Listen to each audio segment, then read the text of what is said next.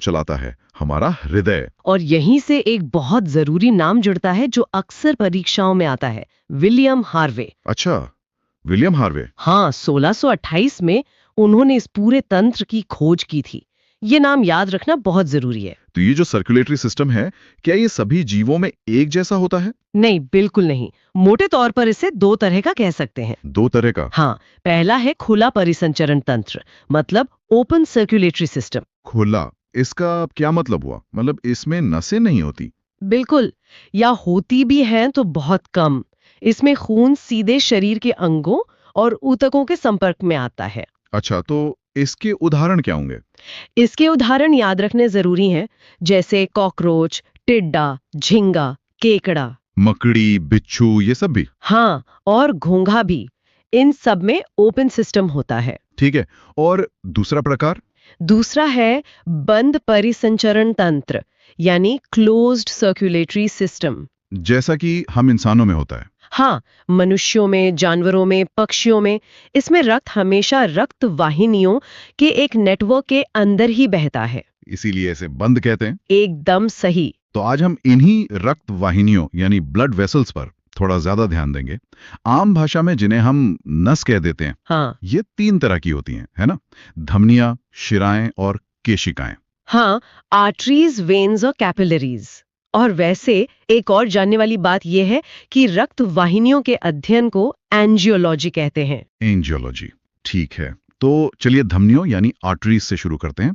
ये वो नसें हैं जो ऑक्सीजन वाला शुद्ध रक्त हृदय से शरीर के बाकी अंगों तक ले जाती हैं। बिल्कुल, इनका रंग भी इसीलिए लाल होता है। और एक बहुत जरूरी बात, इनमें खून का दबाव बहुत ज्यादा होता है। हाई प्रेशर, इसीलिए ये शरीर में काफी गहराई में होती हैं, है ना? त्वचा के ठीक नीचे नहीं दिखती। हाँ, क्योंकि अगर ये कट जाए हम्म। तो प्रेशर से खून बहुत तेजी से बाहर निकलेगा। लेकिन यहाँ एक अपवाद है, एक एक्सेप्शन, जो हमेशा कंफ्यूज करता है। फुफ्फुसीय धमनी। Pulmonary artery. हाँ, हाँ, ये बहुत अच्छा पॉइंट है। इसके नाम में धमनी है, पर ये तो अशुद्ध रक्त ले जाती है। सही, इसमें शुद्ध रक्त नहीं बल्कि कार्बन डाइऑक्साइड वाला अशुद्ध रक्त बहता है। तो फिर इसे धमनी क्यों कहते हैं? क्योंकि नियम ये है कि कोई भी नस जो खून को हृदय से दूर ले जाए वो धमनी कहलाएगी। और फुफ्फुस या धमनी अशुद्ध रक्त को हृदय से फेफड़ों तक ले जाती है। अच्छा, हृदय से दूर इसलिए धमनी।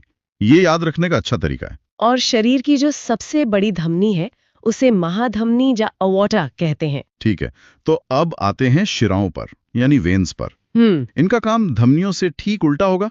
बिल्कुल उल्टा।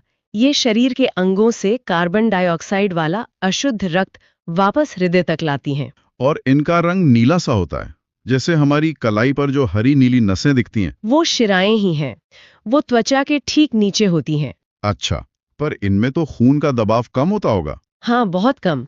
और इसी वजह से खून वापस नीचे की तरफ ना बहे, इसके लिए इनके अंदर कपाट यानी वॉल्व्स होते हैं। वॉल्व्स मतलब एक तरह के दरवाजे जो खून को एक ही दिशा में जाने देते हैं। एकदम सही। ये बहुत जरूरी है, खासकर पैरों की शिराओं में, जहाँ खून को गुरुत्वाकर्षण के खिलाफ ऊपर आना होता है। तो क्या शिराओं का भी कोई अपवाद है धमनियों की तरह? हाँ, बिल्कुल है। फुफ्फुसीय सिरा यानी पल्मोनरी वेन। अच्छा, तो इसमें उल्टा होगा, इसमें अशुद्ध की जगह शुद्ध रक्त होगा। परफेक्ट। ये फेफड़ों से आने वाला शुद्ध ऑक्सीजन युक्त रक्त वापस हृदय तक लाती है। समझ गया। ये दोनों अपवाद परीक्षा के लिए सबसे जरूरी हैं। निश्चित रूप से। तो धमनियां हो गई, शिराएं हो गई, अब ये तीसरी वाली क्या है? केशिकाएं, कैपिलरीज। केशिकाएं सबसे महीन मतलब सबसे पतली रक्त वाहिनियां होती हैं। कितनी पतली? इतनी पतली कि इनकी दीवार सिर्फ एक कोशिका जितनी मोटी होती है। ये धमनियों को शिराओं से जोड़ने का काम करती हैं, एक जाल की तरह। तो जब कभी त्वचा छिल जाती है और हल्का सा खून निकलता है, वो इन्हीं के फटने से होता है। बिल्कुल, वो केशिकाओं के टूटने की वजह से ही होता और है। इनका सबसे जरूरी काम क्या है? इनका सबसे जरूरी काम है एक्सचेंज, मतलब रक्त और ऊतकों के बीच पोषक तत्वों, ऑक्सीजन और कार्बन डाइऑक्साइड जैसी चीजों का आदान प्रदान करना। तो असली काम तो यहीं हो रहा है। हाँ, धमनियां और शिराएं तो बस हाईवे हैं। असली डिलीवरी और पिकअप इन्हीं के शिकाओं में होता है। और सभी रक्त वाहिनियों में इनका व्यास यानी डायामीटर सबसे छोटा होता है। चलिए तो परीक्षा के लिए एक बार जल्दी से धमनी और शिरा के बीच के मुख्य अंतर दोहरा लेते हैं। हाँ, ये बहुत जरूरी है। पहला तो प्रवाह की दिशा। धमनियां रक्त को हृदय से अंगों तक ले जाती हैं। और शिराएं अंगों से वापस हृदय तक लाती हैं। दूसरा, रक्त का प्रकार। धमनियों में शुद्ध रक्त, शिराओं में अशुद्ध रक्त। और दोनों के अपवाद हमेशा याद रखने हैं, फुफ्फुसी धमनी और फुफ्फुसी शिरा। ठीक है। तीसरा, दबाव। धमनियों में दबाव ज्यादा और तेज होता है और शिराओं में दबाव कम और धीमा। चौथा पॉइंट, कपाट यानी वॉल्व। धमनियों में ये नहीं होते, जबकि शिराओं में ये होते हैं, खून को वापस बहने से रोकने के लिए। और दीवारों का क्या? धमनियों की दीवार मोटी और लचीली होती है, हाई प्रेशर झेलने के लिए। शिराओं की दीवार पतली होती है। एक आखिरी अंतर, व्यास यानी डायमीटर। हाँ, आमतौर पर धमनियों का व्यास शिराओं से कम होता है। ठीक है, तो ये मुख्य अंतर हैं। जी, तो संक्षेप में, हृदय से रक्त को शरीर के विभिन्न भागों में ले जाने वाली रक्त वाहिकाओं को धमनियां कहा जाता है। और सबसे बड़ी धमनी है महाधमनी यानी अयोटा। सही। और शिराओं में कपाट होते हैं जो रक्त को एक ही दिशा में बहने में मदद करते हैं, जबकि धमनियों में इनकी जरूरत नहीं होती। अब अगला चैप्टर देखते हैं, मानव हृदय की संरचना और कार्य। बिल्कुल। तो सबसे पहले बात करते हैं कि दिल होता कहाँ है और दिखता कैसा है। हाँ, इसकी लोकेशन ये हमारी पसलियों के नीचे दोनों फेफड़ों के बीच में होता है ना? एकदम सही। और ये जो 12 जोड़ी पसलियां हैं, वो इसे एक तरह से सुरक्षा देती हैं। जैसे एक पिंजरे के अंदर। हाँ, कह सकते हैं। और दिल के ऊपर भी एक सुरक्षा कवच होता है, एक दोहरी झिल्ली जिसे पेरिकार्डियम कहते हैं। अरे कार्डियम। और इन दोनों झिल्लियों के बीच में कुछ होता है? हाँ, उनके बीच में एक तरल पदार्थ भरा होता है, पेरिकार्डियल द्रव। ये बाहरी झटकों से, मतलब चोट वगैरह से, दिल को बचाता है। अच्छा। और एक आम धारणा है कि दिल बाईं तरफ होता है। क्या ये सच है? पूरी तरह नहीं। दिल होता तो बीच में ही है, लेकिन उसका झुकाव थोड़ा बाईं ओर ज्यादा होता है। मतलब ज्यादातर हिस्सा लेफ्ट साइड में होता है। बिल्कुल। एक वयस्क इंसान के दिल का वजन करीब 300 ग्राम होता है, जिसमें से लगभग 220 ग्राम बाईं तरफ होता है। और इसका आकार कहते हैं अपनी मुट्ठी के बराबर होता है। हाँ, बंद मुट्ठी के बराबर। चलिए अब इसके अंदर चलते हैं, इसके चेम्बर्स यानी कोष्ठों को समझते हैं। तो इंसानी दिल में कुल 4 चेम्बर होते हैं ना? बिल्कुल, 4 चेम्बर। हम इसे 2 हिस्सों में बांट सकते हैं, ऊपर और नीचे। अच्छा, ऊपर वाले और नीचे वाले। हाँ, जो ऊपर के 2 चेम्बर हैं, उन्हें हम आलिंद या एट्रियम कहते हैं। एट्रियम में खून आता है। ठीक है, एट्रियम रिसीविंग चेम्बर हो गए। तो एक दायां आलिंद और एक बायां आलिंद। सही। और जो नीचे के 2 चेम्बर हैं, वो है निलय, मतलब वेंट्रिकल। यहाँ से खून बाहर निकलता है। तो एक दायां निलय और एक बायां निलय। सिंपल। हाँ, ये 4 चेम्बर वाला डिजाइन बहुत एफिशिएंट है। वैसे सभी जीवों में ऐसा नहीं होता। अच्छा, जैसे कि? जैसे मछली में सिर्फ 2 ही चेम्बर होते हैं, एक आलिंद और एक निलय। सिर्फ 2? और मेंढक वगैरह में? मेंढक जैसे उभयचरों में 3 चेम्बर होते हैं। और सरीसृप मतलब रेप्टाइल्स में भी ज्यादातर 3 ही होते हैं। ज्यादातर मतलब कोई अपवाद भी है? हाँ, एक बहुत बड़ा अपवाद है, मगरमच्छ।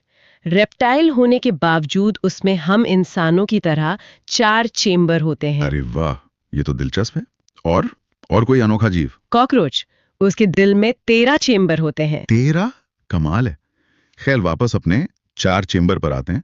इन चेम्बर्स के बीच खून का फ्लो कैसे कंट्रोल होता है? उसके लिए दिल में वाल्व लगे होते हैं।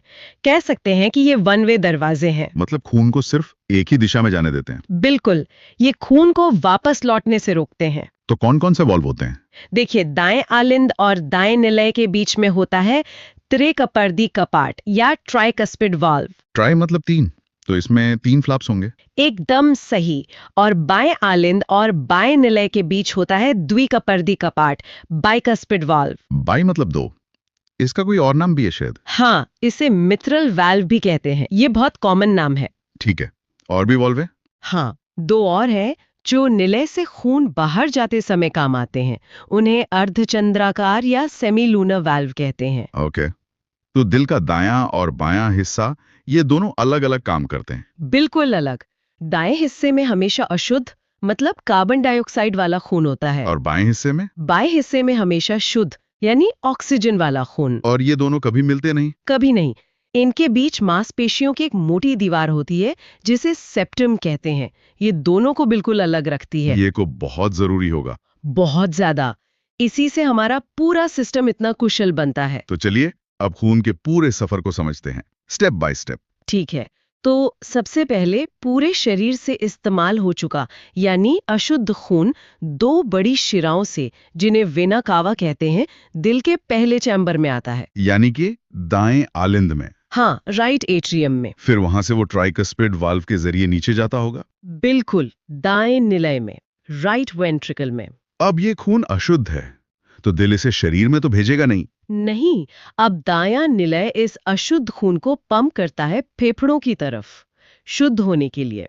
एक मिनट, जो नस खून को दिल से दूर ले जाती है वो तो धमनी या आर्टरी होती है, और धमनियों में तो शुद्ध खून होता है। आपने बिल्कुल सही पॉइंट पकड़ा। यहीं पर वो अपवाद आता है जिसके बारे में हमने बात की थी। अच्छा, फुफ्फुसीय धमनी? हाँ, पल्मोनरी आर्टरी। ये एकमात्र धमनी है जिसमें अशुद्ध खून बहता है, क्योंकि ये खून को दिल से दूर फेफड़ों तक ले जा रही है। समझ गया। नियम ये है कि दिल से दूर तो धमनी, खून कैसा भी हो। एग्जैक्टली। अब खून फेफड़ों में पहुंच गया, वहां उसने कार्बन डाइऑक्साइड छोड़ी और ऑक्सीजन ले ली, हो गया शुद्ध। और ये जानना भी जरूरी है कि फेफड़े खून को प्योरीफाई करते हैं, किडनी की तरह फिल्टर नहीं करते। सही कहा। अब ये ताजा ऑक्सीजन वाला खून वापस दिल में आएगा। और जो नस खून को दिल की तरफ लाती है वो शिरा यानी वेन होती है। तो यहां भी एक अपवाद होगा। बिल्कुल, फुफ्फुसिया शिरा या पल्मोनरी वेन, ये एकमात्र शिरा है जिसमें शुद्ध खून होता है। तो ये शुद्ध खून दिल के किस हिस्से में आता है? ये आता है बाएं आलिंद में, लेफ्ट एट्रियम में। फिर वहां से बाइकस्पिड या मिट्रल वॉल से होता हुआ नीचे जाएगा बाएं निलय में, लेफ्ट वेंट्रिकल में। और ये चेम्बर दिल का असली पावर हाउस है। पावर हाउस क्यों? क्योंकि इससे खून को सिर्फ पास के फेफड़ों तक नहीं, बल्कि पूरे शरीर में, सिर से लेकर पैर के अंगूठे तक पंप करना होता है। इसलिए इसकी मांसपेशियां सबसे मोटी और मजबूत होती हैं। अच्छा, तो जब ये पंप करता है तो खून कहाँ जाता है? ये खून को शरीर की सबसे बड़ी धमनी, महाधमनी या एओर्टा में धकेलता है, और फिर एओर्टा से छोटी छोटी धमनियों के जरिए पूरे शरीर में फैल जाता है। और ये पूरा साइकिल चलता रहता है, लब डब। ये आवाज किस चीज की है? ये आवाज दिल की धड़कन है। हर धड़कन में दो क्रियाएं होती हैं, संकुचन और अनुशिथिलन। सिस्टोल और डायस्टोल। हाँ, सिस्टोल मतलब जब दिल सिकुड़कर खून को बाहर पंप करता है, और डायस्टोल मतलब जब वो फैलकर आराम करता है और खून से भरता है। एक सामान्य इंसान का दिल 1 मिनट में कितनी बार धड़कता है? करीब 72 बार। और एक धड़कन में लगभग 0.8 सेकंड लगते हैं। इसी से ब्लड प्रेशर भी जुड़ा है ना, जैसे 120/80? हाँ, जो 120 है वो सिस्टोलिक प्रेशर है, मतलब जब दिल सिकुड़ता है तब धमनियों पर पड़ने वाला दबाव। और 80?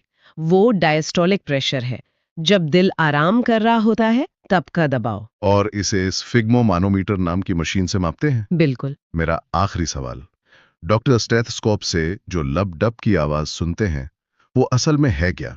क्या वो मांसपेशियों की आवाज है? नहीं, ये एक आम गलतफहमी है।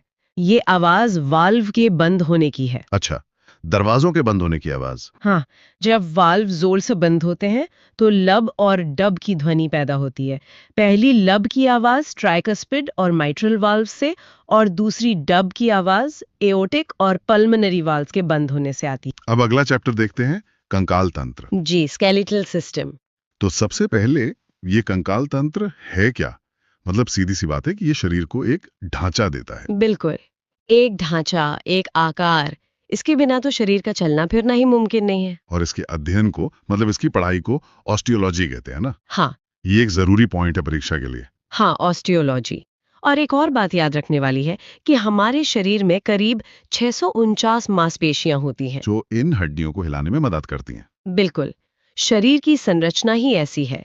सबसे बाहर त्वचा, फिर मांसपेशियां, और फिर अंदर ये पूरा कंकाल। ठीक है, तो इसके मुख्य कामों पर आते हैं। एक तो हो गया शरीर को मजबूती और आकार देना। हाँ, दूसरा है आंतरिक अंगों की रक्षा, जैसे हमारा दिल, फेफड़े, ये सब पसलियों के पिंजरे के अंदर सुरक्षित रहते हैं। एक तरह का सुरक्षा कवच। बिल्कुल।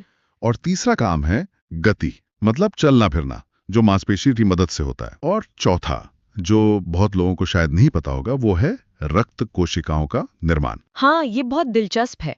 आरबीसी और डब्ल्यूबीसी, दोनों ही हड्डियों के अंदर बनती है। हड्डियों के अंदर जो अस्थि मज्जा या बोन मैरो होता है उसमें। एकदम सही। अच्छा, इस सिस्टम में कुछ जरूरी ऊतक यानी टिश्यूज भी होते हैं, जैसे टेंडन और लिगामेंट। इनमें बहुत कंफ्यूजन होता है। हाँ, ये बहुत पूछा जाता है। देखिए, टेंडन जो है वो हड्डी को मांसपेशी से जोड़ता है। हड्डी को मांसपेशी से, ठीक है। और लिगामेंट वो हड्डी को हड्डी से जोड़ता है। अच्छा, यानी bone to bone connection ligament से होता है। हाँ, ये दोनों ही संयोजी ऊतक है। और खुद हड्डी यानी अस्थि, वो भी तो एक संयोजी ऊतक ही है। बिल्कुल, ये भी एक संयोजी ऊतक है। इसका काम सुरक्षा देना, गति में मदद करना और कैल्शियम और फास्फोरस जैसे मिनरल्स को जमा करना भी है। और हड्डियों में जो सेल्स पाए होते हैं उन्हें ऑस्टियोसाइट्स कहते हैं। जी, ऑस्टियोसाइट्स। हड्डियों के अलावा एक और चीज होती है, उपास्थि, कार्टिलेज। वो क्या है? उपास्थि एक तरह का नर्म और लचीला संयोजी ऊतक है। नर्म मतलब हड्डी जैसा सख्त नहीं? नहीं, इसका मुख्य काम जोड़ों को चिकना बनाना है ताकि हड्डियां आसानी से घूम सकें। अच्छा, और ये कहाँ पाया जाता है? जैसे हमारे कान का बाहरी हिस्सा या नाक का अगला हिस्सा, ये उपास्थि का बना है, तभी तो लचीला है। समझ गया। और इसमें जो सेल्स होते हैं उन्हें कॉन्ड्रियोसाइट कहते हैं। हाँ, कॉन्ड्रियोसाइट्स। एक बहुत ही दिलचस्प फैक्ट है कि एक नए जन्मे बच्चे में करीब 300 से ज्यादा हड्डियां होती हैं। हाँ, जबकि एक वयस्क में सिर्फ 206 रह जाती हैं। तो बाकी की हड्डियां कहाँ चली जाती हैं? वो कहीं जाती नहीं, वो बस आपस में जुड़ जाती हैं। जैसे जैसे बच्चा बड़ा होता है, कुछ छोटी हड्डियां मिलकर एक बड़ी और मजबूत हड्डी बना लेती हैं। अच्छा, अब अगर हम कंकाल के प्रकार देखें तो वो भी दो तरह के होते हैं ना? जी, दो मुख्य प्रकार हैं। एक है बाह्य कंकाल यानी एक्सोस्केलेटन, जो शरीर के बाहर होता है। हाँ, जैसे केकड़ा, कॉकरोच या कछुए का जो ऊपर का कवच होता है। हमारे बाल और नाखून भी इसी में आते हैं। हाँ, तकनीकी रूप से वो भी इसी का एक उदाहरण है। और दूसरा है अंतः कंकाल यानी एंडोस्केलेटन। ये शरीर के अंदर मांसपेशियों के नीचे होता है, जैसा हम इंसानों में और दूसरे जानवरों में होता है। बिल्कुल। ठीक है, तो अब हम इसी मानव कंकाल तंत्र पर ध्यान देते हैं। कुल 206 हड्डियां। इन्हें समझने के लिए दो हिस्सों में बांटा गया है। हाँ, पहला है अक्षीय कंकाल यानी एक्सियल स्केलेटन और दूसरा अनुबंधीय कंकाल अपेंडिकुलर स्केलेटन। सही। अक्षीय कंकाल में 80 हड्डियां होती हैं और इसका मुख्य काम आंतरिक अंगों की रक्षा करना है। शरीर का जो मुख्य अक्षीय एक्सिस है वो बनाता है। बिल्कुल। और अनुबंधीय में बाकी की 126 हड्डियां होती हैं जो हमें चलने फिरने में मदद करती हैं। तो चलिए पहले अक्षीय कंकाल की 80 हड्डियों का हिसाब समझते हैं। ठीक है, तो इसमें सबसे पहले आता है सिर। सिर में कुल 29 हड्डियां होती हैं। 29? हाँ, 29। इनमें से 22 हड्डियां तो खोपड़ी यानी स्कल बनाती हैं। खोपड़ी की 22 हड्डियों में से 8 क्रेनियम बनाती हैं, जो दिमाग का सुरक्षा बॉक्स है। सही। और बाकी 14 हड्डियां हमारे चेहरे का ढांचा बनाती हैं। और चेहरे की हड्डियों में सिर्फ नीचे का जबड़ा यानी मैंडिबल ही हिल सकता है। बिल्कुल। तो 22 ये हो गई, बाकी की 7 कहाँ है? एक होती है कंठी का हड्डी हायोइड बोन जो गर्दन में होती है, और 6 हड्डियां होती हैं कानों में। दोनों कानों में 3-3? हाँ, और इन्हीं में से एक स्टेपीज मानव शरीर की सबसे छोटी हड्डी है। ये एक बहुत ही जरूरी फैक्ट है। सबसे छोटी हड्डी, ठीक है। तो सिर की 29 हड्डियां हो गई, अब छाती पर आते हैं। छाती में कुल 25 हड्डियां हैं। 24 तो पसलियां हो गई, मतलब 12 जुड़ी। हाँ, और एक हड्डी सामने की तरफ होती है स्टर्नम, जो इन पसलियों को जोड़ती है। और तीसरा हिस्सा है रीढ़ की हड्डी, वर्टेब्रल कॉलम। इसमें वयस्कों में 26 हड्डियां होती हैं। बच्चों में ज्यादा होती हैं, शायद 33। हाँ, शुरुआत में 33 होती हैं जो बाद में जुड़कर 26 रह जाती हैं। तो एक बार जोड़ते हैं, 29 सिर में, 25 छाती में और 26 रीढ़ की हड्डी में। ये हो गई पूरी 80 अक्षीय हड्डियां। बिल्कुल सही। अब आते हैं अनुबंधीय कंकाल की 126 हड्डियों पर। ठीक है, इसकी शुरुआत करते हैं कंधों से। Shoulder girdle. इसमें 4 हड्डियां होती हैं, 2 क्लेविकल जिन्हें हम कॉलरबोन कहते हैं और 2 स्कैपुला। अब आते हैं हाथों पर। दोनों हाथों में मिलाकर 60 हड्डियां, मतलब हर हाथ में 30। हाँ, सबसे ऊपर बाह में 1 हड्डी होती है, ह्यूमरस। फिर कोहनी से कलाई तक 2 हड्डियां, रेडियस और अल्ना। फिर कलाई में 8 हड्डियां होती हैं जिन्हें कार्पल्स कहते हैं। हथेली में 5 मेटाकार्पल्स और फिर उंगलियों में 14 फेलेंजेस। बिल्कुल। 1 + 2 + 8 + 5 + 14 कुल हो गई 30। सही। अब हाथों के बाद कूल्हे और पैर। कूल्हे में यानी पेल्विक गर्डल में 2 हड्डियां होती हैं। और फिर पैर। पैरों में भी हाथों की तरह ही 60 हड्डियां हैं, हर पैर में 30। हाँ, जांघ की हड्डी को फीमर कहते हैं, ये एक होती है। और ये मानव शरीर की सबसे लंबी और सबसे मजबूत हड्डी है। सबसे लंबी और सबसे मजबूत। फिर घुटने पर एक हड्डी होती है पटेला। फिर घुटने के नीचे 2 हड्डियां, टिबिया और फिबुला। बिल्कुल। फिर टखने में 7 हड्डियां होती हैं, टार्सल्स। 1 मिनट, हाथ की कलाई में 8 थीं, पर पैर के टखने में 7 क्यों? क्योंकि एक हड्डी घुटने में पटेला आ गई तो यहाँ एक कम हो गई, गिनती बराबर रखने के लिए। अच्छा, ये लॉजिक है, ठीक है। फिर तलवे में 5 मेटाटार्सल्स और उंगलियों में 14 फेलेंजीज। तो ये भी 30 हो गई। जी, तो अब अनुबंधीय कंकाल को जोड़ें। 4 कंधे में, 60 हाथों में, 2 कूल्हे में और 60 पैरों में। हो गई पूरी 126। और 80 अक्षीय के साथ मिलकर कुल 206। हिसाब पूरा हो गया। अच्छा, कुछ और जरूरी बातें भी हैं। जी, जैसे एक शब्द आता है महारंध्र या फोरामेन मैग्नम, ये क्या चीज है? ये हमारी खोपड़ी के ठीक नीचे एक बड़ा छेद होता है। इसी छेद से हमारी रीढ़ की हड्डी यानी स्पाइनल कॉर्ड मस्तिष्क से जुड़ती है। अच्छा, ये कनेक्शन पॉइंट है। हाँ, बहुत जरूरी कनेक्शन पॉइंट। और एक और चीज, साइनोवियल द्रव। साइनोवियल फ्लूइड ये जोड़ों के बीच पाया जाने वाला एक तरल पदार्थ है जो हड्डियों को आसानी से मुड़ने में मदद करता है। बिल्कुल। इसे आम भाषा में लोग ग्रीस भी कह देते हैं। ये घर्षण को कम करता है। तो एक बार जल्दी से दोहराते हैं। सबसे छोटी हड्डी कान की स्टेपीज, और सबसे बड़ी और मजबूत हड्डी जांघ की फीमर। तो चलिए अब अगला चैप्टर देखते हैं, मानव दांत और जीभ। सुनने में तो बड़ा बेसिक लगता है, पर मुझे लगता है यहाँ भी कुछ हैरान करने वाली बातें जरूर होंगी। बिल्कुल। शुरुआत करते हैं दांतों से। इनके अध्ययन को ओडेंटोलॉजी कहते हैं। ओडोंटोलॉजी। जी। और ये जो हमारे दांत हैं, ये सिर्फ हड्डियां नहीं है, ये एक खास तरह के कठोर ऊतक यानी हार्ड टिश्यू से बने हैं। और इनको एक चीज से बहुत नुकसान पहुंचता है, फ्लोरीन। अच्छा, और जब हम अपने दांत देखते हैं तो हमें तो बस वो सफेद परत दिखती है। क्या पूरा दांत वैसा ही होता है? नहीं नहीं, वो तो बस ऊपरी कवच है। इस सफेद चमकदार परत को इनेमल कहते हैं। और ये कोई मामूली चीज नहीं है, ये हमारे शरीर का सबसे कठोर, सबसे मजबूत हिस्सा है। हड्डियों से भी ज्यादा मजबूत? हाँ, हड्डियों से भी ज्यादा। ये कैल्शियम फॉस्फेट से बना होता है। शरीर का सबसे कठोर हिस्सा, ये तो वाकई दिलचस्प है। तो फिर जब दांतों में ठंडा गर्म लगता है या वो झंझनाहट होती है, वो क्यों होती है अगर ये इनेमल इतना मजबूत है तो? बहुत अच्छा सवाल है। ऐसा इसलिए होता है क्योंकि इस मजबूत इनेमल के ठीक नीचे एक और परत होती है जिसे डेंटाइन कहते हैं। डेंटाइन? और ये डेंटाइन जो है, ये सीधे सीधे हमारी नसों से जुड़ा होता है।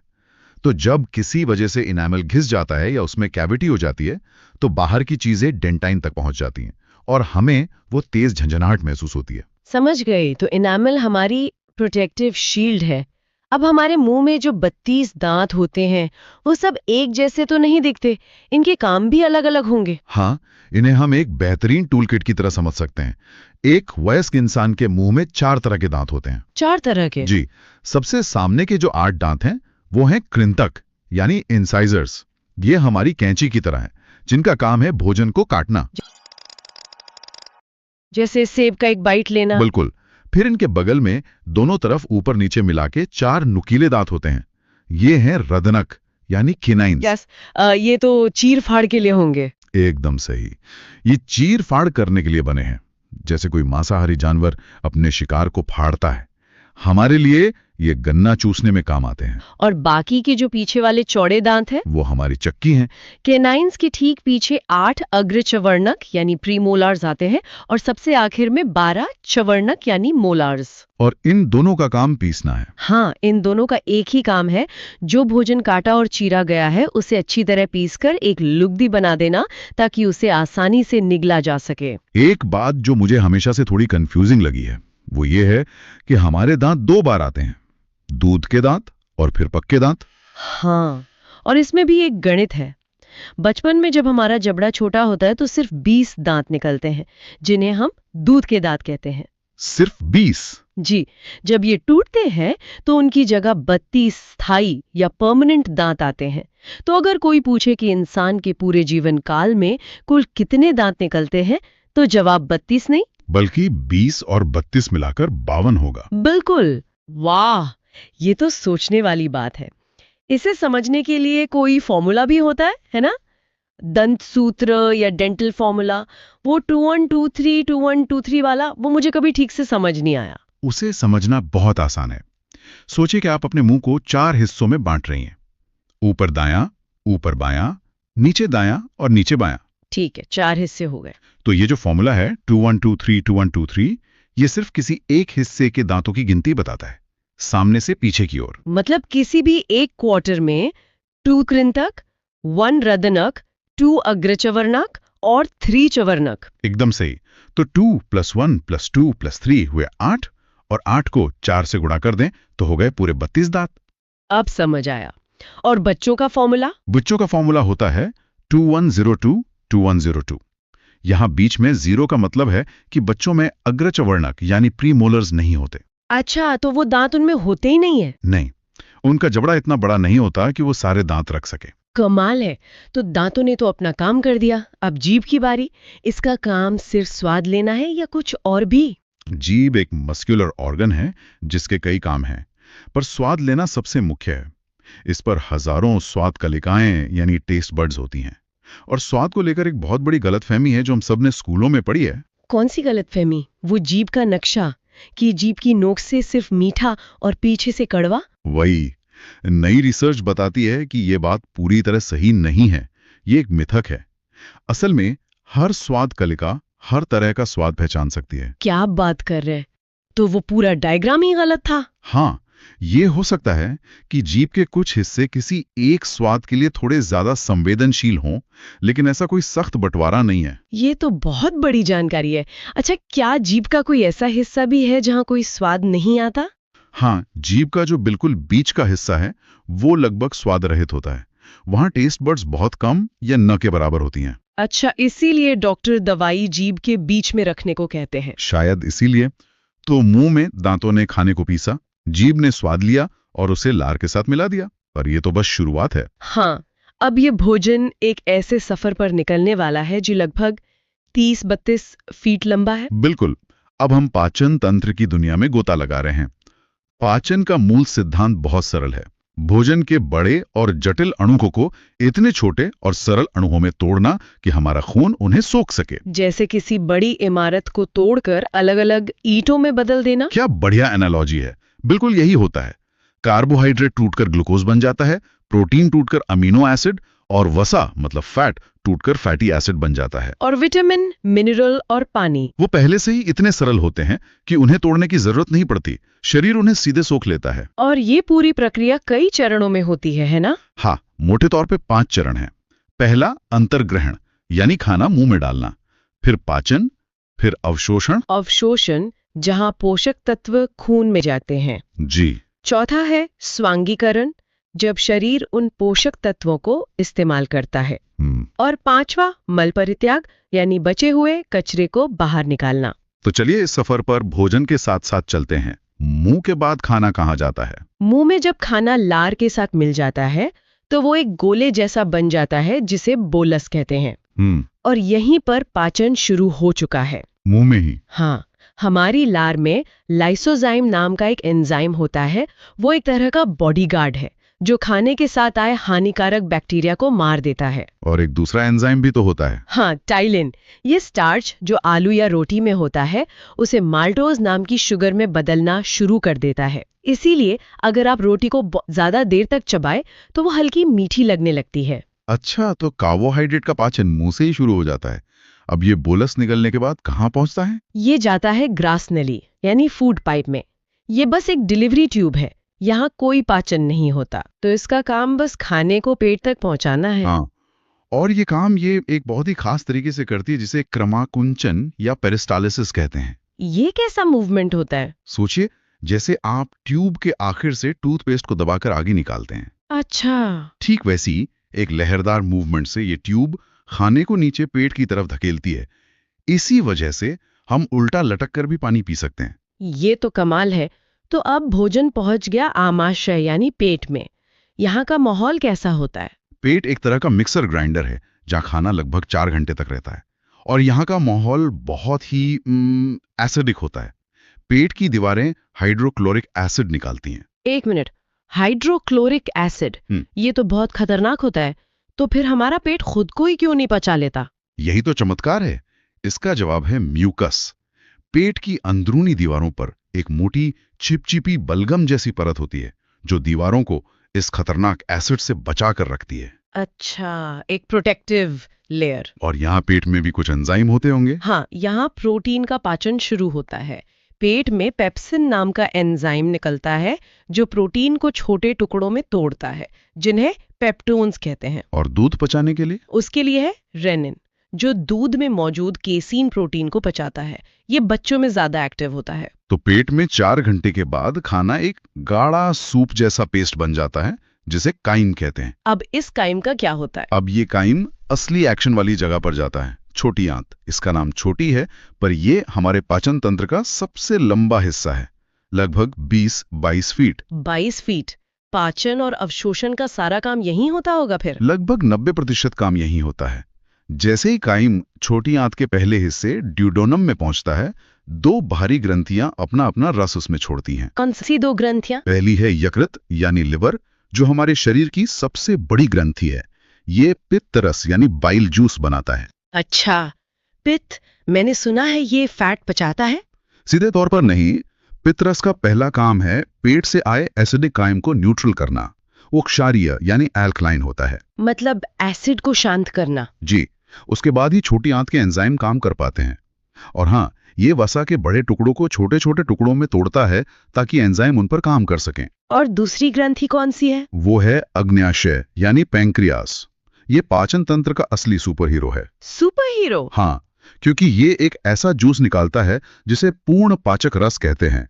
इसमें कार्बोहाइड्रेट, प्रोटीन और फैट तीनों को पचाने वाले एंजाइम होते हैं। अच्छा, तो ये ऑल इन वन सोल्यूशन जैसा है। कौन कौन से एंजाइम होते हैं इसमें? इसे याद रखने का एक तरीका है LAT, लैट। L से लाइपेज जो वसा यानी लिपिड को पचाता है, A से एमाइलेज जो कार्बोहाइड्रेट को पचाता है, और T से ट्रिप्सिन जो प्रोटीन को पचाता है। लैट, लाइपेज, एमाइलेज, ट्रिप्सिन, ये तो आसान है। तो ये तीनों मिलकर बचे हुए भोजन पर हमला कर देते हैं। हाँ। और छोटी आंत खुद भी कुछ एंजाइम निकालती है, जैसे इरेप्सिन, जो प्रोटीन को उसके सबसे सरल रूप यानी एमिनो एसिड में बदल देता है। तो अब जब सब कुछ अपनी सबसे छोटी इकाई में टूट चुका है, तो अगला कदम है उसे सोखना। और ये कैसे होता है? छोटी आंत की भीतरी दीवारों पर उंगलियों जैसी लाखों करोड़ों छोटी छोटी संरचनाएं होती हैं, जिन्हें विली कहते हैं। विली। इनकी वजह से आंत का सतही क्षेत्रफल मतलब सरफेस एरिया हजारों गुना बढ़ जाता है। हाँ, ये विली पोषक तत्वों को सोखकर सीधे खून में भेज देती हैं। बहुत बढ़िया। तो अब सारा पोषण तो खून में चला गया। जो कुछ बचा है उसका क्या होता है? अब जो बचा है वो मुख्य रूप से पानी, फाइबर और बिना पचा हुआ भोजन है। ये अपशिष्ट पदार्थ अब जाता है बड़ी आंत में। और बड़ी आंत में तो पाचन नहीं होता है ना? नहीं, वहां कोई पाचन नहीं होता। इसका मुख्य काम है बचे हुए पदार्थ से पानी को सोख लेना और उसे एक ठोस रूप देना। अच्छा। और इसके अलावा बड़ी आंत में हमारे कुछ दोस्त भी रहते हैं, करोड़ों की संख्या में अच्छे बैक्टीरिया। और ये बैक्टीरिया क्या करते हैं? ये हमारे लिए बहुत जरूरी विटामिन बनाते हैं, जैसे विटामिन B3, B6, B12 और खासकर विटामिन K, जो खून का थक्का जमाने के लिए जरूरी हैं। ये तो बहुत काम के दोस्त है। तो इस पूरी प्रक्रिया के बाद जो अंतिम कचरा बचता है वो कहाँ जाता है? वो ठोस अपशिष्ट, जिसे अब हम मल कहते हैं, बड़ी आंत के आखिरी हिस्से मलाशय यानी रेक्टम में जमा हो जाता है और फिर समय समय पर गुदा के रास्ते शरीर से बाहर निकाल दिया जाता है। एक शब्द और आता है, काइल। वो क्या होता है? ये एक अच्छा बिंदु है। वैज्ञानिक रूप से काइल एक अलग चीज है। जब छोटी आंत में वसा पचकर सूखी जाती है तो वो एक दूधिया तरल पदार्थ बनाती है जो हमारे लिम्फेटिक सिस्टम में जाता है। उसे काइल कहते हैं। जो अंतिम ठोस अपशिष्ट है वो मल ही कहलाता है। चलिए अब अगला चैप्टर देखते हैं। चैप्टर का नाम है श्वसन तंत्र, रेस्पिरेटरी सिस्टम। हाँ, और इसकी शुरुआत सबसे बुनियादी सवाल से करते हैं कि आखिर हमें सांस लेने की जरूरत ही क्यों है? देखिए, इसका सीधा सीधा लेना देना उस खाने से है जो हम खाते हैं। पाचन तंत्र खाने को मतलब कार्बोहाइड्रेट को ग्लूकोज में तो बदल देता है, पर वो ग्लूकोज सिर्फ एक ईंधन है। उस ईंधन को जलाने के लिए ऑक्सीजन नाम की एक चिंगारी चाहिए। जब ग्लूकोज और ऑक्सीजन मिलते हैं तब ऑक्सीडेशन होता है और उससे ऊर्जा बनती है, एटीपी जिसे कहते हैं। बिल्कुल, विज्ञान की भाषा में एटीपी। और साथ में कार्बन डाइऑक्साइड और पानी भी बनता है। यही एटीपी वाली ऊर्जा हमारे शरीर की हर एक कोशिका को चलाती है। ठीक है, तो ऊर्जा बनाने के लिए ऑक्सीजन जरूरी है। इस प्रक्रिया को समझने का सबसे अच्छा तरीका शायद यही होगा कि हम हवा के रास्ते को फॉलो करें। तो जब हम सांस लेते हैं तो हवा सबसे पहले कहाँ जाती है? हवा का सफर शुरू होता है नासिका मार्ग यानी नेजल पैसेज से, और इसे सिर्फ एक रास्ता समझना मतलब भूल होगी। अच्छा। ये एक तरह का एयर प्यूरिफायर और एयर कंडीशनर है। यहाँ मौजूद छोटे छोटे बाल और म्यूकस, जो एक चिपचिपा पदार्थ है, वो हवा में मौजूद धूल, गंदगी, बैक्टीरिया सबको फिल्टर कर देते हैं। और साथ ही ये सिस्टम बाहर की ठंडी या गर्म हवा को शरीर के तापमान के बराबर ले आता है। तो मतलब फेफड़ों तक पहुंचने से पहले हवा पूरी तरह तैयार हो जाती है। एकदम। इस तैयारी के बाद हवा का अगला पड़ाव होता है ग्रसनी यानी फेरिंग्स। ग्रसनी। हाँ, ये हमारे शरीर का एक बड़ा दिलचस्प चौराहा है जहाँ से भोजन और हवा दोनों का रास्ता गुजरता है। ओह, तो ये कॉमन रास्ता है। बिल्कुल। परीक्षा के लिहाज से ये याद रखना जरूरी है कि ग्रसनी पाचन तंत्र और श्वसन तंत्र दोनों का हिस्सा है। अगर ये एक चौराहा है तो यहाँ कोई ट्रैफिक पुलिस भी होगी, है ना, जो ये तय करे कि खाना खाने की नली में जाए और हवा सांस की नली में। बिल्कुल सही सोचा। यहाँ एपिग्लॉटिस नाम का एक स्मार्ट ढक्कन होता है जो ट्रैफिक पुलिस का ही काम करता है। एपिग्लॉटिस? जी, जब हम खाना निगलते हैं तो ये ढक्कन सांस की नली को बंद कर देता है, और जब हम सांस लेते हैं तो ये भोजन की नली के रास्ते पर रहता है। तभी कहते हैं कि खाते समय बात नहीं करनी चाहिए। सही। इसी वजह से इस ट्रैफिक पुलिस के बाद आता है स्वर यंत्र यानी लैरिंक्स, जिसे हम वॉइस बॉक्स भी कहते हैं। हाँ, इसका काम तो नाम से ही साफ है, पर इसकी बनावट में कुछ खास है क्या? इसका मुख्य काम तो आवाज पैदा करना ही है, लेकिन स्त्री और पुरुष में इसकी बनावट में एक बड़ा फर्क है।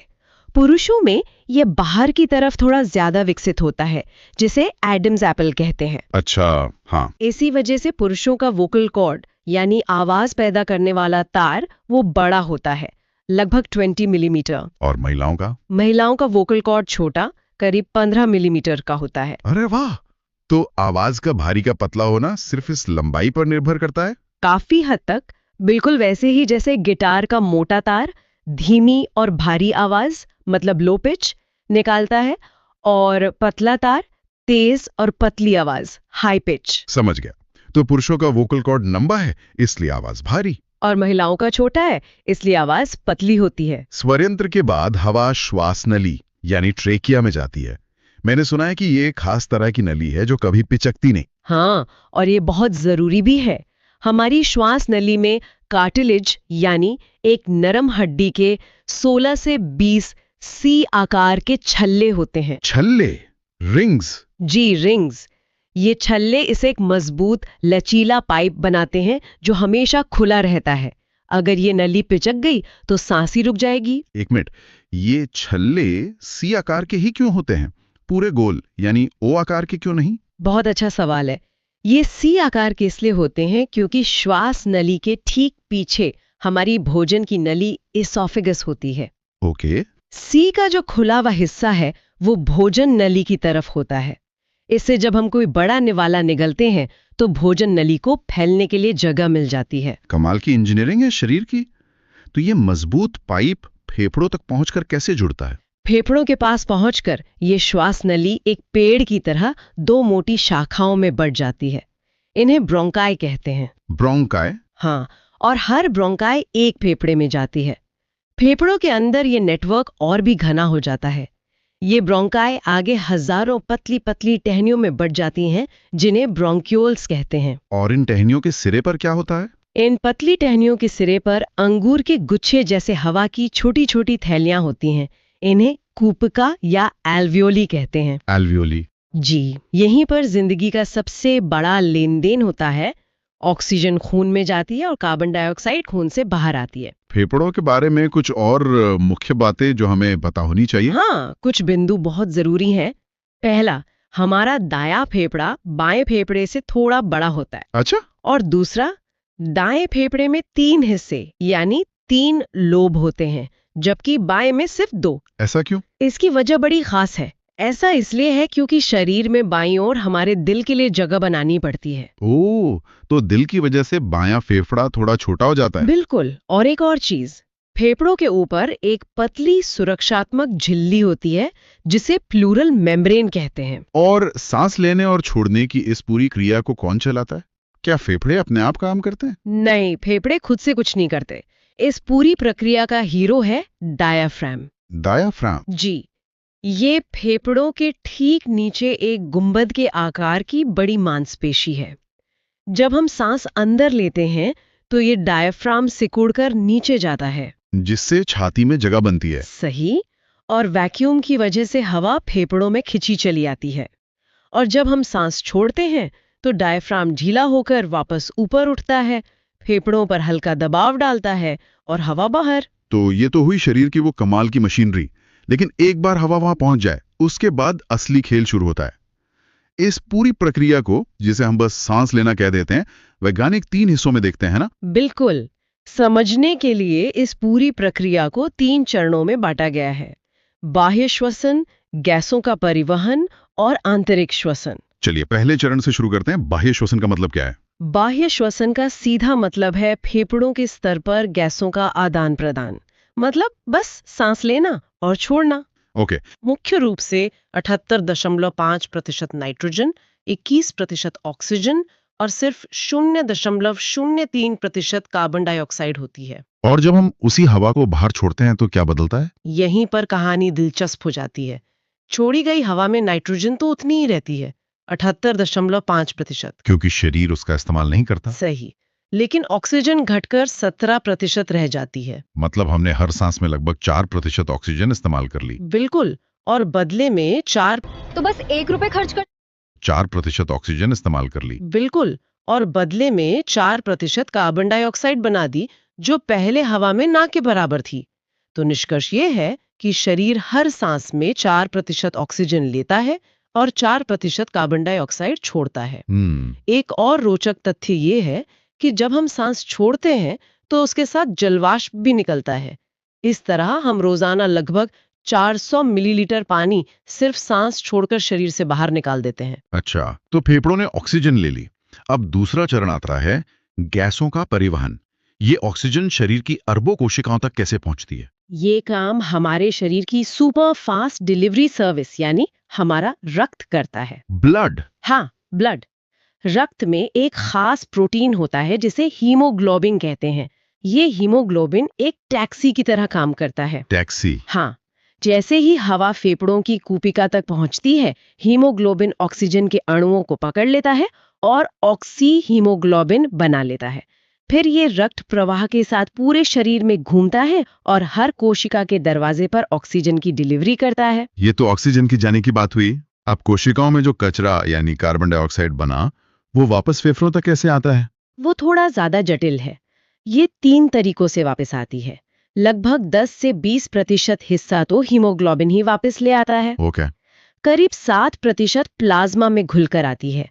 लेकिन सबसे ज्यादा यानी लगभग 70% बाइकार्बोनेट के रूप में परिवर्तित होकर रक्त के माध्यम से फेफड़ों तक पहुंचती है। बाइकार्बोनेट? हाँ, आसान भाषा में कहें तो ये कार्बन डाइऑक्साइड को पानी में घोलकर एक सुरक्षित और स्थिर रूप में बदलने का शरीर का तरीका है, ताकि इसे आसानी से ट्रांसपोर्ट किया जा सके। और अब हम पहुंचते हैं अंतिम और सबसे महत्वपूर्ण चरण पर, आंतरिक श्वसन। ये क्या है? हाँ, इसे कोशिकीय श्वसन या सेलुलर रेस्पिरेशन भी कहते हैं। यही वो असली प्रक्रिया है जहां कोशिका के अंदर भोजन से ऊर्जा बनती है। मतलब असली काम यही होता है। बिल्कुल। और ये 2 तरीकों से हो सकता है, जो इस बात पर निर्भर करता है कि कोशिका के पास ऑक्सीजन है या नहीं। तो पहला तरीका कौन सा है? पहला है अनॉक्सी श्वसन यानी एनारोबिक रेस्पिरेशन। जैसा कि नाम से ही साफ है, ये ऑक्सीजन की गैर मौजूदगी में होता है। बिना ऑक्सीजन के? हाँ, ये प्रक्रिया कोशिका के कोशिका द्रव्य यानी साइटोप्लाज्म में होती है। इसमें ग्लूकोज का अणु पूरी तरह से नहीं टूट पाता। वो टूटकर लैक्टिक एसिड और बहुत थोड़ी सी, मतलब सिर्फ 2 एटीपी ऊर्जा बनाता है। अरे, तो जिम में अगले दिन जो मांसपेशियों में दर्द होता है, उसका असली गुनाहगार यही लैक्टिक एसिड है। मैं तो हमेशा सोचता था कि ये बस मसल्स के टूटने से होता है। बिल्कुल सही पकड़ा। जब हम बहुत तेजी से व्यायाम करते हैं तो हमारी मांसपेशियों को ऊर्जा तो चाहिए, लेकिन खून उतनी तेजी से ऑक्सीजन पहुंचा नहीं पाता। तब वो बिना ऑक्सीजन के ही काम चलाने लगती हैं। सही। इसी प्रक्रिया में लैक्टिक एसिड बनता है जो मांसपेशियों में जमा हो जाता है और हमें थकान और दर्द महसूस होता है। तो फिर दूसरा प्रकार ऑक्सीश्वसन इससे कहीं ज्यादा बेहतर होना चाहिए? बहुत ज्यादा कुशल। ऑक्सीश्वसन यानी एरोबिक रेस्पिरेशन ऑक्सीजन की उपस्थिति में होता है। ये 2 चरणों में पूरा होता है। पहला चरण ग्लाइकोलाइसिस, वो कोशिका द्रव्य में होता है, लेकिन असली जादू होता है दूसरे चरण में, जिसे क्रेब्स साइकिल कहते हैं, और ये कोशिका के पावर हाउस यानी माइटोकॉन्ड्रिया के अंदर होता है। और इसमें ऊर्जा का उत्पादन कितना होता है? इसमें ग्लूकोज का अणु पूरी तरह से टूटकर कार्बन डाइऑक्साइड, पानी और बहुत सारी ऊर्जा बनाता है। अगर ऊर्जा का गणित देखें तो ग्लाइकोलाइसिस से 2 एटीपी और क्रेब्स साइकिल से 36 एटीपी मिलते हैं। यानी कुल 38 एटीपी। जी, कुल मिलाकर एक ग्लूकोज के अणु से 38 एटीपी ऊर्जा। अब ये सिर्फ एक नंबर नहीं है, ये अनॉक्सी श्वसन के 2 एटीपी की तुलना में 19 गुना ज्यादा ऊर्जा है। 19 गुना? हाँ, और यही वो वजह है जिसके कारण हम जैसे बड़े और जटिल जीव इस धरती पर मौजूद हो सकते हैं। सिर्फ 2 एटीपी की ऊर्जा पर जीवन शायद बैक्टीरिया के स्तर पर ही सीमित रह जाता।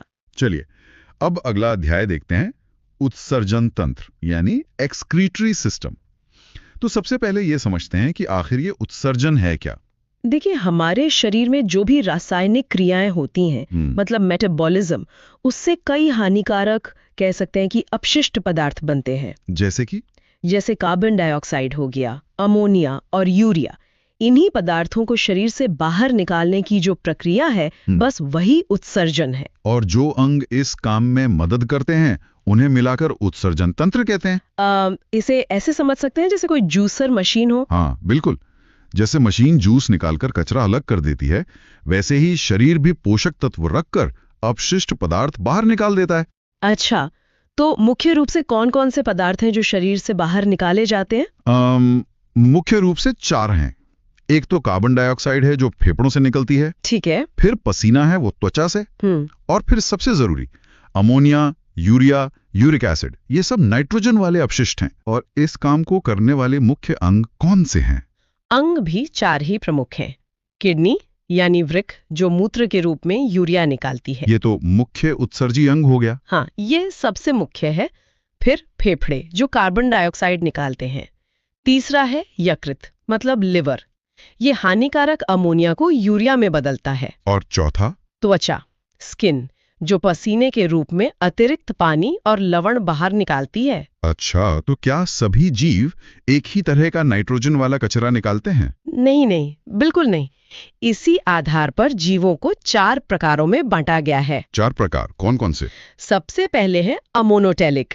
ये सीधे अमोनिया का उत्सर्जन करते हैं। अमोनिया बहुत ज्यादा विषैला होता है, तो उसे निकालने के लिए बहुत पानी चाहिए। मतलब पानी में रहने वाले जीव, जैसे मछलियां? बिल्कुल, मछलियां, अमीबा, जो भी जलीय जंतु हैं। ठीक है। और दूसरा प्रकार? दूसरे हैं यूरियोटेलिक। ये यूरिया का उत्सर्जन करते हैं जो अमोनिया से कम विषैला होता है। जैसे हम इंसान? हाँ, हम सब स्तनधारी इसी में आते हैं। फिर तीसरे यूरिकोटेलिक? सही, यूरिकोटेलिक, ये यूरिक एसिड का उत्सर्जन करते हैं, जैसे पक्षी। अच्छा, तभी उनकी बीट में वो सफेद हिस्सा होता है। जी, वो यूरिक एसिड ही है। और चौथे हैं ग्वैनोटेलिक। ग्वैनोटेलिक, ये तो कम सुना है। हाँ, ये ग्वैनिन का उत्सर्जन करते हैं, जैसे मकड़ी और बिच्छू। कमाल है। अच्छा, अब इन अंगों के काम को थोड़ा और विस्तार से समझते हैं। त्वचा से शुरू करें। जरूर। त्वचा में श्वेत ग्रंथियां होती हैं, मतलब स्वेट ग्लैंड्स। इनसे पसीना निकलता है, तो जो भी अतिरिक्त पानी और नमक है वो बाहर चला जाता है। और तेल ग्रंथियां भी होती हैं। हाँ, सेबेशियस ग्लैंड्स, वो तेल के साथ कुछ अपशिष्ट निकालती हैं। और फेफड़े? फेफड़े तो बहुत सीधा काम करते हैं। कार्बन डाइऑक्साइड और जलवाष्प, जब भी हम सांस छोड़ते हैं तो ये दोनों चीजें बाहर निकलती हैं। ठीक है, अब आते हैं यकृत पर, लिवर पर। इसकी क्या भूमिका है? यकृत मतलब लिवर का काम बहुत ज्यादा महत्वपूर्ण है। शरीर में जो जहरीला अमोनिया बनता है ना, ये उसे कम जहरीले यूरिया में बदल देता है। अच्छा। और यही यूरिया है जो बाद में किडनी के जरिए शरीर से बाहर निकाला जाता है। इसी वजह से पेशाब अगर कुछ देर पड़ा रहे तो उसमें से गंध आने लगती है। बिल्कुल सही पकड़ा। बैक्टीरिया उस यूरिया को वापस अमोनिया में तोड़ देते हैं और वो गंध उसी अमोनिया की होती है। समझ गया।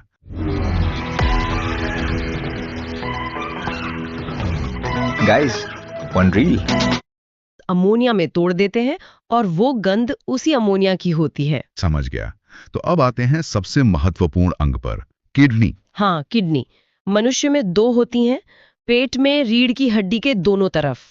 हर एक का वजन लगभग 140 से 180 ग्राम के बीच होता है। और इनके चारों ओर सुरक्षा के लिए एक झिल्ली होती है ना? जी, पेरिटोनियम झिल्ली कहते हैं उसे। तो किडनी के अंदर की बनावट कैसी होती है? इसे 2 भागों में बांट सकते हैं। जो बाहरी हिस्सा है वो है कॉर्टेक्स और अंदरूनी हिस्सा है मेड्यूला। कॉर्टेक्स और मेडुला। और किडनी का मुख्य काम? इसका मुख्य काम है खून को छानना, और ये काम इसकी एक बहुत ही छोटी कार्यात्मक इकाई करती है, जिसे नेफ्रॉन कहते हैं। बिल्कुल, नेफ्रॉन।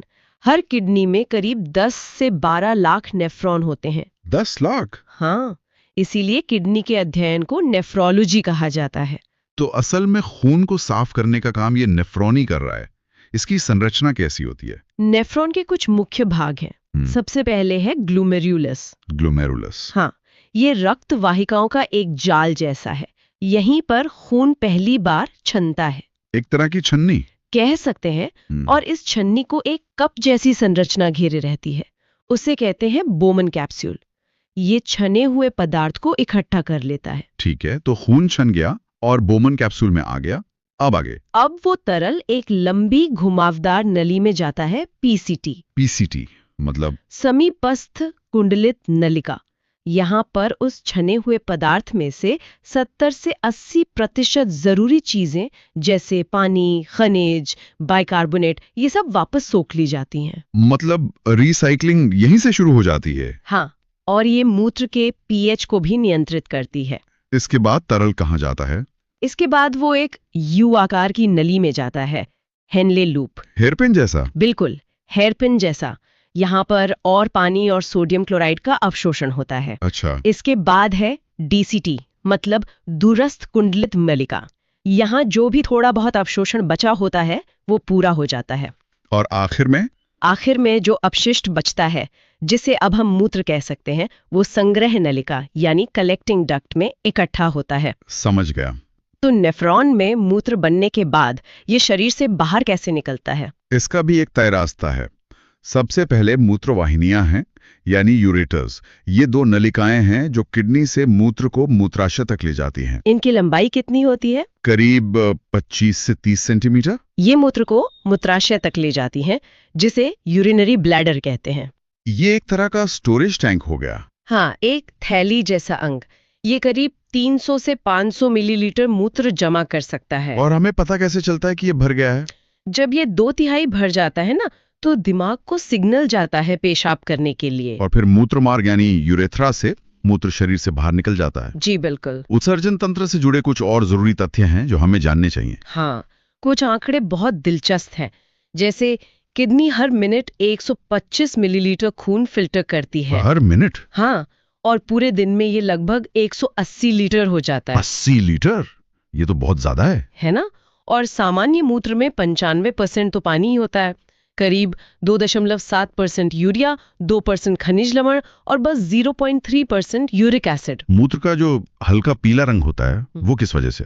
वो यूरोक्रोम नाम के एक वर्णक के कारण होता है। अच्छा, और इसका पीएच मान? इसका पीएच मान 6 होता है, मतलब ये हल्का अम्लीय है, एसिडिक। एक स्वस्थ व्यक्ति दिन में कितना मूत्र उत्सर्जित करता है? लगभग 1.5 से 2.5 लीटर। और किडनी में जो पथरी बनती है वो किस चीज की होती है? वो कैल्शियम ऑक्सलेट की बनी होती है। कैल्शियम ऑक्सलेट, ठीक है।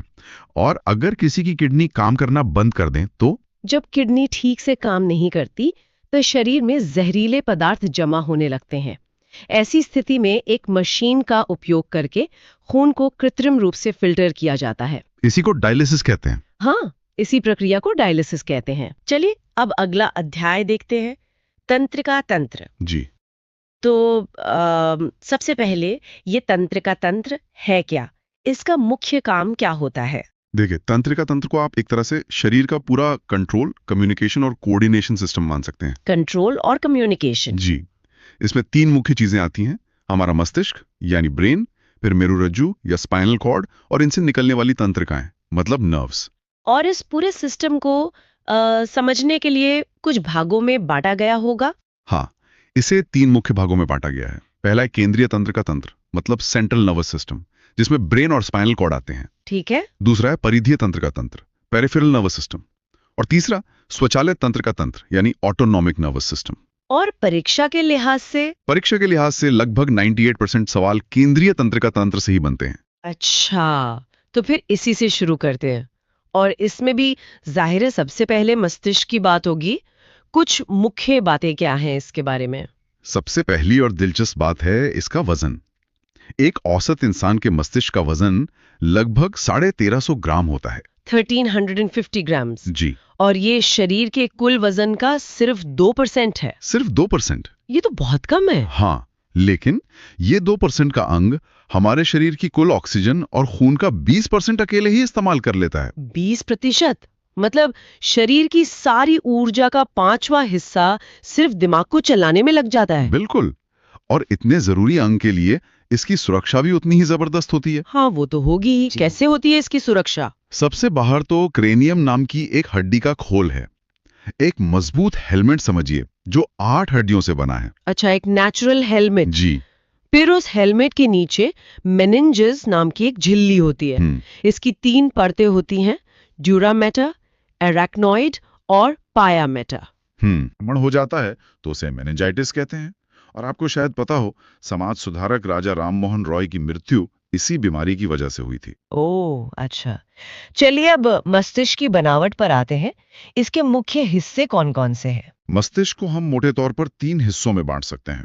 सबसे बड़ा अगला हिस्सा, जिसे अग्र मस्तिष्क या फोर ब्रेन कहते हैं। फोरब्रेन। बीच का छोटा हिस्सा मध्य मस्तिष्क या मिड ब्रेन। और पिछला हिस्सा पश्च मस्तिष्क या हाइंड ब्रेन। ठीक है, तो सबसे बड़े वाले हिस्से मतलब अग्र मस्तिष्क से शुरू करते हैं। इसमें क्या-क्या शामिल है? अग्र मस्तिष्क में भी 3 हिस्से हैं। पहला और सबसे जरूरी है प्रोमस्तिष्क या सेरिब्रम। ये पूरे मस्तिष्क का लगभग 2/3 हिस्सा है। 2/3 मतलब सबसे बड़ा। जी, हमारी बुद्धिमत्ता, हमारी याददाश्त, इच्छा शक्ति, सोचने समझने की शक्ति, ये सब कुछ यहीं से कंट्रोल होता है। मतलब जो चीज हम बनाती है वो यही सेरिब्रम है। और बाकी 2 हिस्से कौन से हैं? दूसरा हिस्सा है थैलेमस। ये बाहरी वातावरण का एहसास कराता है। बाहरी वातावरण मतलब जैसे कोई चीज ठंडी है या गर्म, बाहर कोई दर्द हो रहा है या किसी ने छुआ है, ये सारी जानकारी थैलेमस ही बताता है। अच्छा, और तीसरा है हाइपोथैलेमस। ये शरीर के अंदरूनी मामलों को देखता है, जैसे शरीर का तापमान कंट्रोल करना या अंदरूनी दर्द, जैसे पेट दर्द या सिर दर्द। ओके। और तो और भूख, प्यार, गुस्सा, ये सारी भावनाएं भी यहीं से नियंत्रित होती हैं। ये तो बहुत दिलचस्प है। मतलब थैलेमस बाहरी दर्द को और हाइपोथैलेमस अंदरूनी दर्द को कंट्रोल करता है। बिल्कुल सही। ठीक है, अब आते हैं बीच के हिस्से मध्य मस्तिष्क पर। ये तो सबसे छोटा भाग है। हाँ, ये सबसे छोटा है। इसका मुख्य काम हमारी देखने और सुनने की शक्ति को नियंत्रित करना है। और साथ ही ये ऊपर के मस्तिष्क को नीचे स्पाइनल कॉर्ड से जोड़ने का काम भी करता है। ठीक है,